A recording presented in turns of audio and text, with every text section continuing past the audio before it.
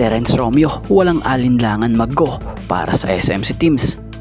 At Gilas Bigman na si Quentin Meliora Brown kasado na sa Japan B-League para sa team ng Chiba Jets. So yan ang ating mga tatalakayin. Sa tagal-tagal ng pag-aantay ng mga fans kung saan bang liga natin makikita maglaro si Quentin Meliora Brown aka QMB, ay ito na finally. Itong 6'10" Gilas Bigman na si QMB ay pumirma na sa team ng Chiba for the remainder of the 2025-26 Japan B-League season. So ngayong Biyernes lang, tuluyan ng winelcome ng team ng Chiba Jets ang nasabing Bigman. Speaking of QMB, masasabi nating swerte ang nakakuhang team dito sa Japan B-League dahil may mabigat or malalim na experience na dala etong si QMB. Matatanda ang naglaro ito sa Rice University, Vanderbilt, at dito nga sa Citadel in NCAA Division 1 competition noon. Tapos naging partner rin siya ng team dito sa UAAP sa Pilipinas para sa team ng University of the Philippines sa loob ng isang taon o isang season.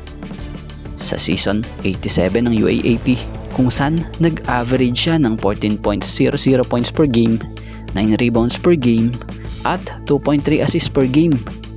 So bukod pa nga doon sa pagiging classified as a local ni QMB sa Gilas Pilipinas, nakapaglaro ito dito sa first window ng FIBA World Cup Asian Qualifiers nito lang kung saan nag-average nga siya sa dalawang game niya versus Guam ng 7.5 points per game at 9.5 rebounds per game. So sa ngayon, nasa liga na sa Japan B-League itong si Quentin Meliora Brown para sa team ng Chiba Jets. At ayon nga sa naging isang pahayag nito, sobrang excited nga raw po ito na nandito siya. Sobrang excited nga raw siya na makapaglaro sa harap ng mga fans soon, na kung saay talagang excited na raw siya sa opportunity na ito. At dito tayo patungkol kay Terence Romeo.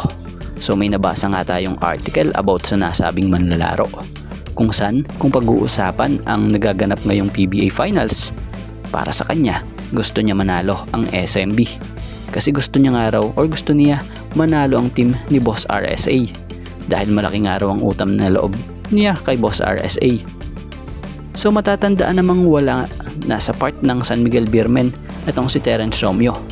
Kasalukuyan nga itong unrestricted free agent at balita ngayon maglalaro ito para sa team naman ng Zamboanga Valientes para sa magaganap na Dubai Invitational Basketball Tournament. Pero mabalik tayo sa usapang PBA. May mga usap-usapan ngang mga spekulasyon kung saan nalilink di umano raw na magbabalik sa SMC team itong nasabing manlalaro, including Barangay Ginebra and Magnolia Hatchets. So kung mangyari man yun, ito yung kanyang pagkakataon para muling bumangon. So batay sa nabasa natin imposible nga raw umano siyang hindi kung kukunin siya. Malaking pero imposible raw di siya mag-go. So para kay Terence, of course nga raw mag-go siya kapag kinuha siya ng SMC, automatic yun. So dyan mo makikita kay Terence Romeo yung pagiging loyal niya talaga noon pa sa nasabing management. Dahil para sa kanya basta SMC teams, hindi siya mag-aalinlangan. Kaya naman, ano sa tingin na opinion nyo kung sakaling makita nyo sa isang SMC team si Terence Romeo, saan nyo siya gusto makita? Sa SMB, sa Magnolia, o sa Barangay Ginebra? At bakit?